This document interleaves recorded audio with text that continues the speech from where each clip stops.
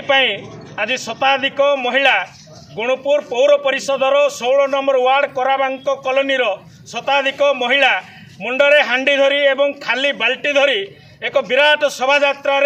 गुणुपुर उपजिलापाल कार्यालय पहुंची घेराव करते मुख्य दाबी थिला जे पौर प्रशासन को सेमाने बारंबार जणाइबा सत्वे एपरिकी जिलापाल रायगड़ा जिलापाल कहुँ बा गुणुपुर उपजिलापाल कथा कहुँ बा गुणुपुर जनस्वास्थ्य विभाग अधिकारी कथा कहुँ से बारंबार पानी पाई डहल विकल हो पानी पाई गुहारी करने सत्वे कौन से जिला स्तर अधिकारी आरंभ करी जनस्वास्थ्य विभाग कार्यनिर्वाही अधिकारी गुहारी शुणुवा भली एक संगीन अभियोग आज से आनी सेमानकर मुख्य दाबी थिला जे कराबांक कॉलोनी प्राय जो शताधिक घर अच्छी गृह बासिंदा महिला जो पौर परिषद तरफ जो पानीय जलर व्यवस्था करा नीचा जगार करा जो द्वारा कि सेठी वर्तमान पंप बसिनी कि पानीर कौन से आनुषंगिक व्यवस्था नाई तेणु से प्रमुख दाबी थिला जदि आगामी दिन में से खरा दिन आसवा पूर्व जदि से स्वच्छ पानी जगाई न दि जाए ताहले से आगामी दिन में राजरास्ता को ओह्लाइबा सह उपरोक्त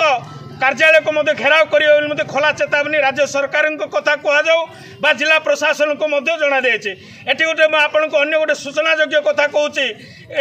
केंद्र सरकार हूँ ओडिशा राज्य सरकार नवीन पट्टनायक सरकार कथा कहुँ जितेबाला से गाँव में स्वच्छ पानीय जल जोगाण करुँ डिंडिमा पिटुंट किंतु गुणुपुर पौर परिषदर 16 नंबर गोटे शिक्षित जगह से शिक्षित जगार बर्तमान पानीर स्वच्छ पानीय जल से बर्तमान जाए मिलूना तेणु नवीन पट्टनायक कथा कहुँ केन्द्र में नरेंद्र मोदी सरकार कथा कहुँ जो स्वच्छ पानीय जल जोगाऊ से डिंडिमा पिटुंट ताहा वर्तमान लोकलोचन को आसी साधारण बुद्धिजीवी गोटे प्रश्न उठुची जदि सरकार डिंडिमा पिटुंट ताहले स्वच्छ पानीय जल कहीं आज कराबांक कॉलोनी